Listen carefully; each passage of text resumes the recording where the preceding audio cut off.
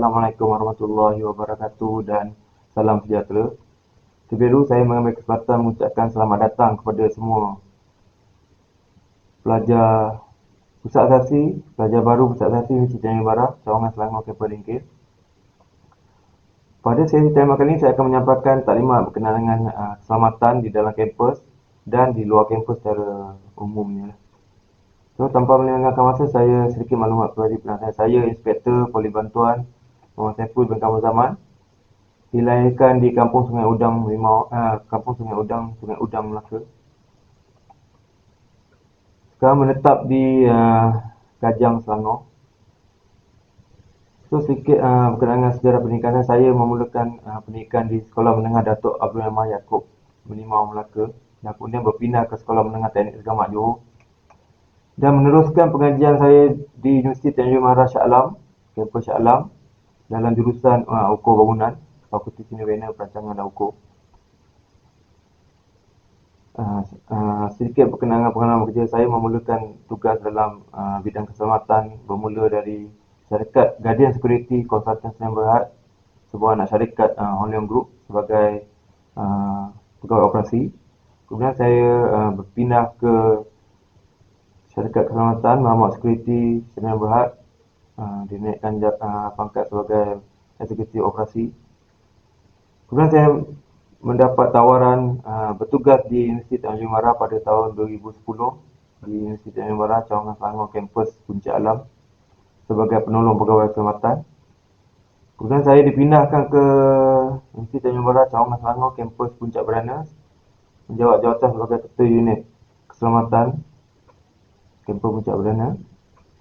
Dan kemudiannya saya dipindahkan ke Shah Alam pada tahun 2013 menjawat jawatan sebagai ketua unit operasi, aktiviti dan trafik.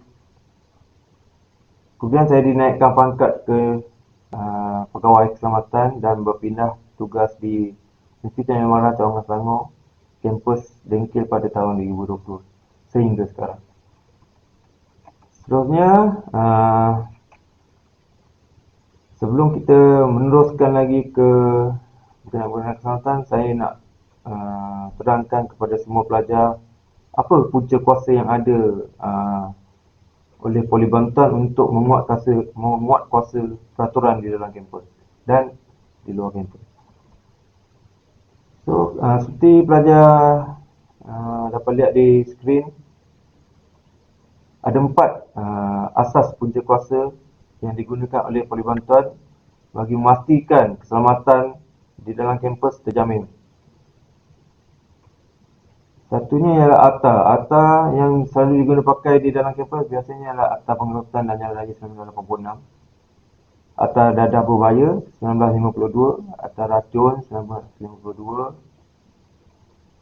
Akta Komunikasi dan Media 1998.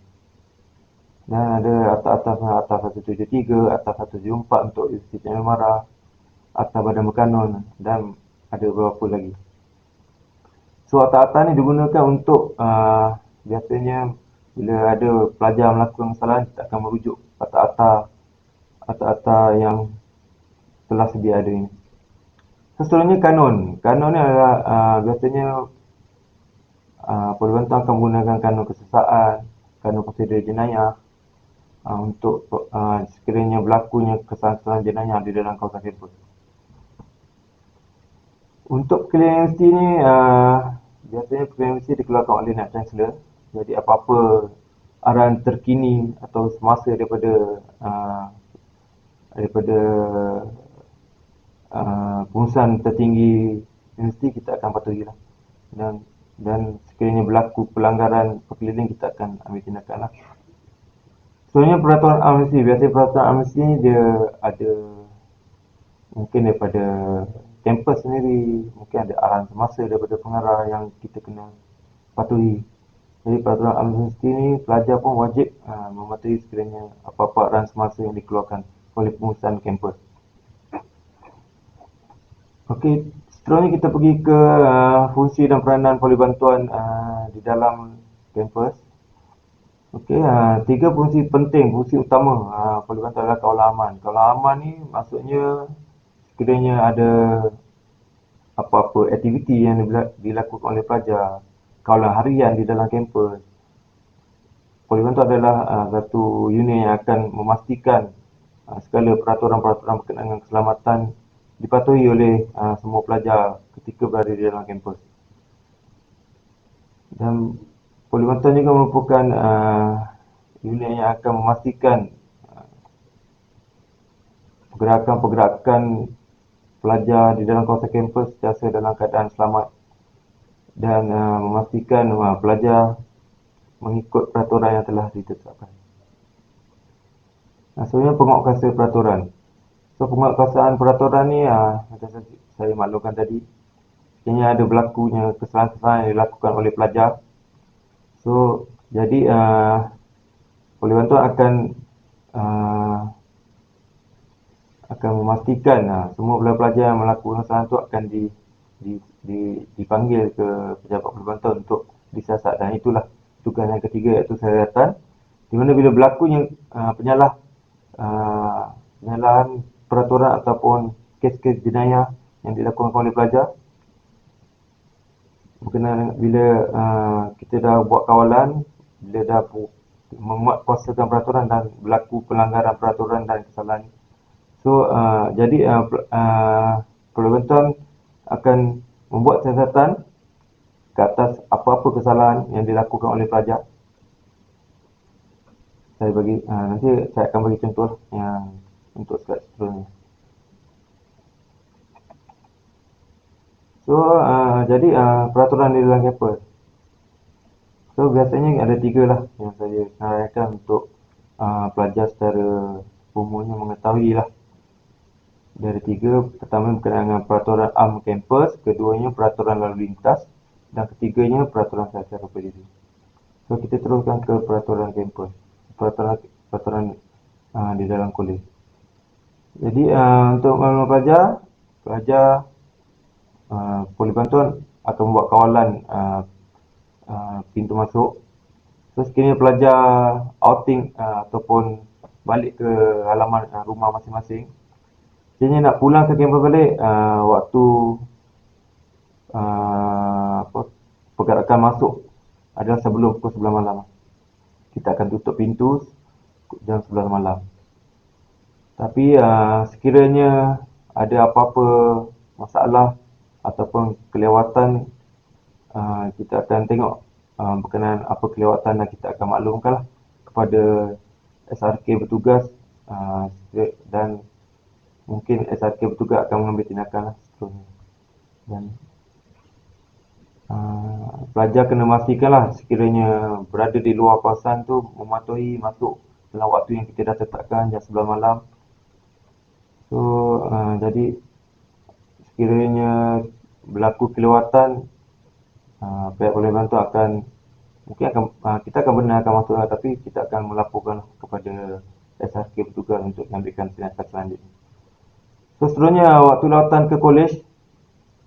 So waktu lawatan kolej yang telah ditetapkan secara umumnya lah, Isnin ke Jumaat dari 4:30 petang ni. Waktu lawatan ni terpulang kepada ibu bapa ataupun penjaga yang nak melawat pelajar-pelajar. Jadi ini adalah waktu yang telah kita secara umumnya kita tetapkan. So waktu melawat tu jam 4:30 petang, Isnin hingga Jumaat jam 4:30 petang hingga pukul 8 malam. Sebenarnya hari Sabtu jam 8 pagi hingga pukul 8 malam. Dan hari Ahad pun jam 8 pagi hingga hari Ahad dan cuti umum pada jam 8 pagi hingga pukul 8 malam. Sebenarnya kita pergi ke peraturan lalu lintas. Okey, untuk makluman semua pelajar di kampus Dengkil tidak dibenarkan membawa kenderaan.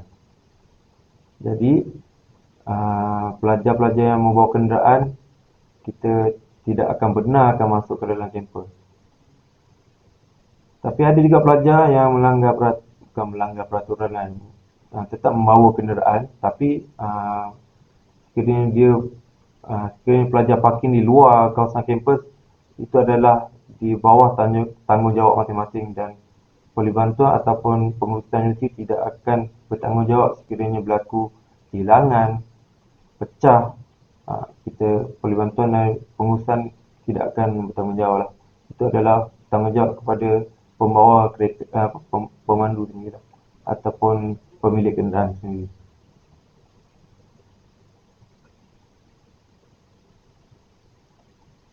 Seterusnya untuk sekiranya ada pelajar yang menggunakan e-hailing, e-hailing juga kita hanya benarkan di diturunkan di depan pintu utama saja. Kenapa kita membuat ketetapan begitu? Kerana kebanyakan sebelum ni e-hailing ni bila kita dah benarkan masuk, mereka akan duduk di dalam kampus. Kita risaukan keselamatan pelajar, takut dia kita tak kenal siapa, e-hailing mana-mana pun boleh masuk kalau duduk sebelum ni. Jadi bila dia masuk, kita tak tahu dia apa latar belakang dia. Jadi untuk mengelakkan daripada berlakunya kes-kes jenayah, kita membuat ketetapan yang e-hailing hanya dibenarkan berada di hadapan kampus saja. So, jadi bila pelajar balik daripada kampus ataupun nak keluar ke kawasan destinasi yang dituju, pelajar-pelajar dengan lelaki bergerak kalau macam dari kolej ke hadapan pintu utama untuk menaiki e-hailing. Yang ketiga berkaitan dengan food delivery pun kita hanya benarkan di hadapan pintu utama. Pelajar yang membeli food delivery, anda hanya dibenarkan mengambil makanan anda di depan pintu utama. Okey, seterusnya kita pergi ke sasiar rupa diri yang ketiga tadi. Sasiar rupa diri ni pelajar bukan je asasi saja, pelajar Universiti Tanjung kita dah pihak HCP mungkin dah bagi taklimat berkenaan etika pemakaian siswa dan siswi di dalam kawasan kampus. Waktu ke kuliah macam mana, waktu bersukan macam mana. Sebab mengikut pengalaman saya, ada juga pelajar yang menggunakan seluar pendek ataupun menggunakan saya faham mungkin daripada solat ke apa, tapi pastikanlah pergerakan contohnya ke surau solat tu kita tak ada masalah untuk kalau pakai kain pelekar, tapi cuma kalau pergi makan ke, pergi ke anjung tempat makan ke, pelajar perlu memastikan peraturan pakaian tu dipatuhi lah. Itu biasanya pelajar lagi satu berkenaan dengan ni lah, dengan pakaian menjolok mata, pakaian yang ketat. Pastikanlah di VTM ni kami memang ataupun pihak HCP telah menetapkan pakaian yang sesuai untuk pergi ke kuliah dan pergi beriadah. Jadi pastikanlah pakaian-pakaian yang menjolok mata itu tidak dipakai di dalam kawasan kampus. Seterusnya isu-isu semasa. Ini isu-isu semasa yang saya perlu menitik beratkan kepada semua pelajar. Sebab adalah 2-3 kes yang berat yang berlaku di dalam kawasan kampus. Jadi 5 isu semasa yang saya pendekkan adalah seperti yang pelajar semua dapat lihat di skrin. Pertama adalah bukau, ragut. Ini biasanya berlaku di luar kawasan kampus sebab kita di dalam kampus kita tak benarkanlah pelajar bawa kenderaan, tapi di luar kawasan kampus banyak berlaku kes-kes ragut dan bukau. Jadi bagi memastikan mengelakkan kes-kes seperti ragut dan bukau ni berlaku, pastikanlah pergerakan keluar kampus, pastikan sekiranya nak pergi beli barang ke, beli makan-makan ke ataupun berada di luar kawasan kampus, pastikanlah pergi dalam keadaan berkumpulan supaya apa-apa berlaku pun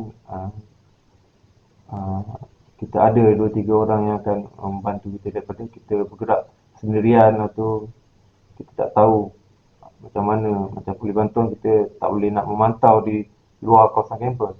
Jadi itu adalah tanggungjawab pelajar sendiri untuk memastikan keselamatan. Saya mencadangkanlah ataupun menasihatilah pelajar supaya bergerak ke luar kawasan kampus berkumpulan. Saya kena kehilangan. Ini memang memang sering berlaku kehilangan barang peribadi. Biasanya kehilangan barang peribadi ni pelajar-pelajar sebenarnya kebanyakannya kecuaian pada diri sendiri. Masa saya kecuaian pada diri sendiri ni bila di bilik kolej masing-masing tak mengunci pintu, bergerak ke tandas tak kunci loker. Biasanya benda-benda macam tu akan memberi peluang kepada orang-orang untuk mengambil barang-barang. Jadi nasihat daripada Polis Bantuan supaya sentiasa berwaspada, sentiasa alert dan sentiasa berwaspada walaupun di mana berada. Tak kira lah berada di kolej ke, berada di dewan kuliah ke, bilik kuliah ke, kena pastikan yang pelajar barang-barang yang berharga tu dijaga dengan baik. So kecuali biasanya banyaknya barang telefon, laptop biasanya tertidur, telefon dekat katil, jadi benda-benda macam tu akan memberi peluang kepada pencuri untuk mengambil barang-barang yang berharga pelajar. So seterusnya berkenaan dengan penipuan internet ni, ini pun ada berlaku di dalam kampus. So pastikanlah apa-apa berkenaan kalau nak buat pembelian secara online ke ataupun apa-apa yang berkenaan dengan apa ni, kadang-kadang ada mesej beritahu hutang tertunggak, tapi saya pasti yang pelajar pun kena pasti alert lah, kena ambil tahulah berkenaan dengan apa-apa penipuan scammer yang memberi mesej-mesej palsu. Okey, seterusnya saya terus ke penyalahgunaan dadah. Ini penyalahgunaan dadah. Ini pun ada juga berlaku di dalam kawasan kampus. So biasanya kalau berkenaan penyalahgunaan dadah ni adalah jenayah. Kalau penipuan tadi tu jenayah cyber. Jenayah cyber. Yang atas tu ragut, pukau, kehilangan barang tadi tu semua jenayah. Bukan. Dan yang keempat ni berkenaan dengan penyalahgunaan dadah. Ini sekiranya ditangkap, kita akan ambil tindakan yang keras lah. Sebab dadah ni adalah satu perkara yang membahayakan. So biasanya kita akan menggunakan akta dadah berbahaya 1952. Kalau disabitkan sekarang tu penjara lah.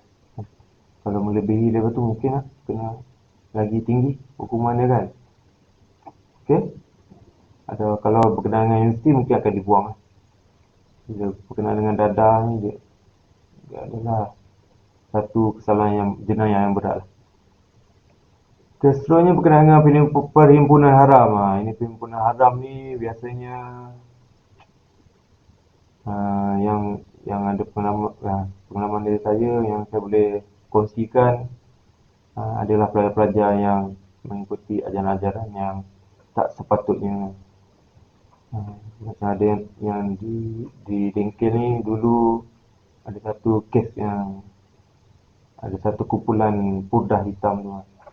Jadi jauhilah. Saya nasihat dan saya mewakili pusat kampus menasihatkan semua pelajar supaya jauhilah daripada mengikuti ajaran-ajaran ataupun kumpulan-kumpulan sesat, dan fokuslah pada pelajaran supaya nanti masa depan anda terjamin. So ini adalah saya itu semasa lagi lah yang kami boleh, pihak Polis Bantuan boleh menasihati lah kepada semua pelajar. Inilah biasanya pelajar kalau bergerak ke mana-mana tu pastikan jangan bawa wang tunai berlebihan tu. Sekarang pun di kampus kita dah menggunakan, kalau pelajar masih ingat lagi, kalau benda hari dah memalukan kita, kebanyakannya di dalam kampus dah menggunakan cashless. Boleh banyak apps yang kita gunakan untuk buat bayaran di dalam kawasan kampus. So pelajar boleh gunakan lah kemudahan-kemudahan dan kelebihan yang dah disediakan supaya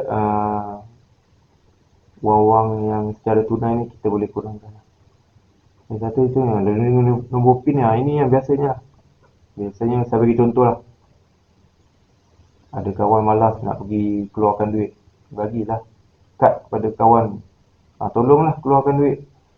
dan akhirnya mungkin berlaku kehilangan wang lah.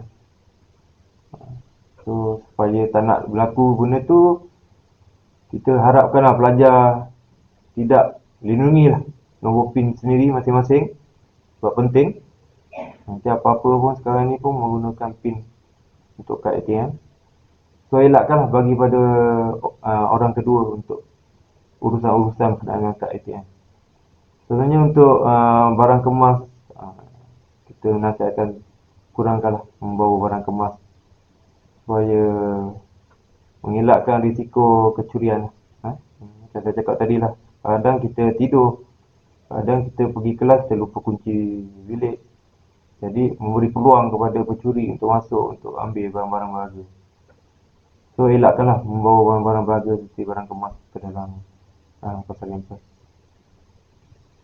So tadi macam saya cakap tadi lah, sebenarnya jangan biarkan telefon bimbit tu dicas ke, ataupun kadang-kadang pelajar sekarang ni lepas-lepas menggunakan telefon, tu letak telefon di tepi bantal ke kan.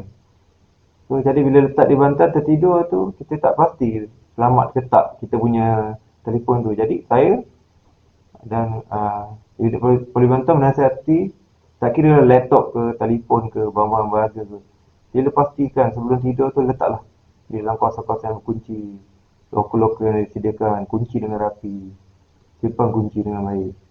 Okay?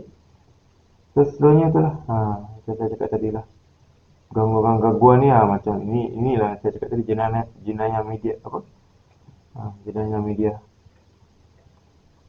jenayah cyber media ni, anda semua boleh elakkan, tak perlu risau. Kalau sekiranya ada juga yang mengganggu, hubungi terus datang ke Pejabat Polis Bantuan, kita akan bantu. Datang terus, laporkan ke Polis Bantuan, kita akan bantulah untuk memastikan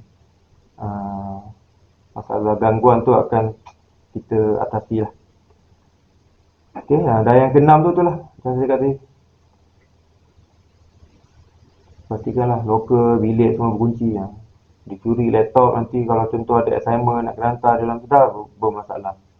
Jadi pastikanlah jangan cuai, jangan membenarkan pencuri ni ada peluang untuk mengambil barang-barang anda semua.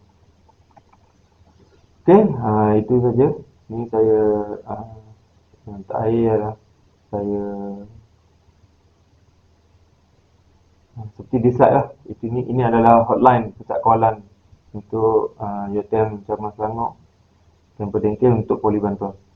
So ini bilik gerakan Poli Bantuan pusat kawalan.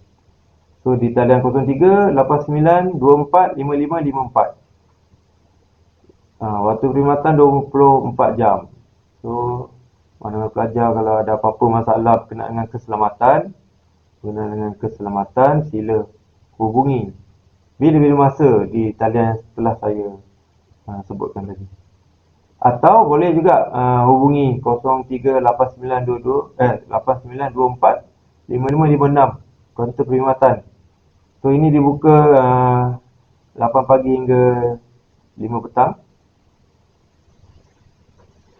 So untuk satu lagi 0389245551. Ini pun di pintu utama lah. Sekiranya ni boleh terus hubungi. Ada 3 nombor ni. Yang 5551 tu pun 24 jam. So pelajar boleh bila masa menghubungi. Tak kira jenayah apa pun. Satu lagi berkenaan jenayah seksual. Jenayah seksual pun anda boleh menghubungi. Jangan risau, sekiranya yang wanita, kami ada pegawai wanita yang akan membuat kesihatan dan akan membuat ni. Terus hubungi. Jangan malu-malu, jangan segan-segan. Ataupun kalau sekiranya ada anda segan juga, bolehlah berjumpa dengan pensyarah-pensyarah masing-masing. Dan pensyarah biasanya akan memaklumkan kepada pihak kami untuk diambil tindakan seterusnya. Okey, itu saja taklimat daripada keselamatan. So keselamatan adalah tanggungjawab bersama. Jadi sebagai kesimpulannya, saya mengharapkan pelajar semua memastikanlah segala peraturan segala undang-undang perlu dipatuhi supaya kita berada dalam keadaan yang selamat lah. Elakkan daripada melakukan jenayah, sebab jenayah akan mengakibatkan masa depan anda gelap lah. Jadi utamakan pelajaran dan pastikanlah, dan kalau mana-mana yang nampak juga kawan-kawan ataupun boleh hubungi terus. Sebagai orang kata kita satu warga, kita memastikanlah semua, sebab kalau mengharapkan mata-mata dia perlu bantuan, kita memang ada, tapi daripada anda semua pun, pelajar-pelajar pun, kita harapkan untuk membantu pihak polis bantuan dalam memastikan keselamatan dan peraturan kampus dipatuhi.